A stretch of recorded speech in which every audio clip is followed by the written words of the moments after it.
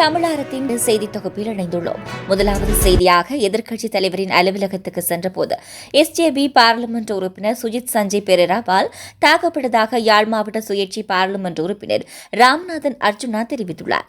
பாராளுமன்ற வளாகத்துக்குள் இதுபோன்ற சம்பவங்கள் நடந்தால் நாங்கள் எப்படி தெருவில் நடமாட முடியும் என்று அவர் கேள்வி எழுப்பினார். இதேவேளை பாராளுமன்ற உறுப்பினர் அர்ஜுனா எதிர்க்கட்சித் தலைவர்களின் செயலாளருக்கு முன்பாக அநாகரிகமான முறையில் நடந்து கொண்டதுடன் பாராளுமன்றத்துக்கு புறம்பான வார்த்தைகளை உதிர்த்ததாகவும் எஸ்ஜேபி பாராளுமன்ற உறுப்பினர் நளின் பண்டார தெரிவித்துள்ளார். இதுகுறித்து சபாநாயகரிடம் முறைப்பாடு அளித்துள்ளோம் என்றார். பாராளுமன்ற உறுப்பினர் சுஜித் சஞ்சய் பெரேரா குற்றச்சாட்டை நிராகரிப்பதாகவும் பாராளுமன்ற உறுப்பினர் அர்ஜுனாவை தன்னை அச்சுறுத்தியதாகவும் தெரிவித்துள்ளார். அடுத்த முக்கிய செய்தியாக கடந்த கால அரசாங்கத்தை காட்டிலும் புதிய அரசாங்கத்தினால் வெளிநாட்டு வேலைவாய்ப்பு துறையில் மக்களுக்கு பயனளிக்கும் வகையில் மாற்றம் ஒன்றை முன்னெடுக்க உள்ளதாக வெளிவிவகாரம் மற்றும் வெளிநாட்டு வேலைவாய்ப்பு பிரதி அமைச்சர் தெரிவித்துள்ளார். வெளிநாட்டு வேலைவாய்ப்பு துறை கடந்த காலங்களில் பெரும் சவால்களுக்கு உட்பட்ட துறையாக காணப்பட்டதாக பிரதி அமைச்சர் குறிப்பிட்டுள்ளார். இந்த நிலையில் தற்போதைய புதிய அரசாங்கத்தினூடாக கடந்த காலங்களில் வெளிநாட்டு வேலைவாய்ப்பு துறையில் ஏற்பட்ட முறைகேடுகளை நிவர்த்தி செய்ய நடவடிக்கை முன்னெடுக்கப்படும் என அவர் தெரிவித்துள்ளார்.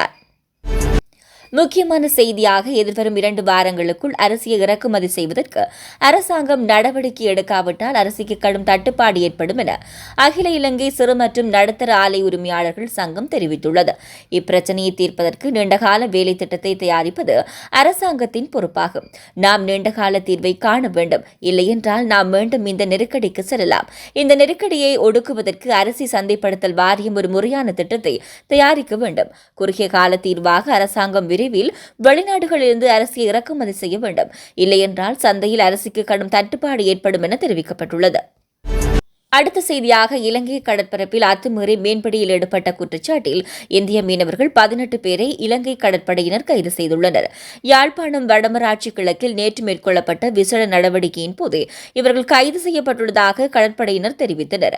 குறித்த மீன்பிடி படகு சர்வதேச கடல் எல்லைக் கோட்டை தாண்டி இலங்கை கடற்பரப்புக்குள் நுழைந்துள்ளது.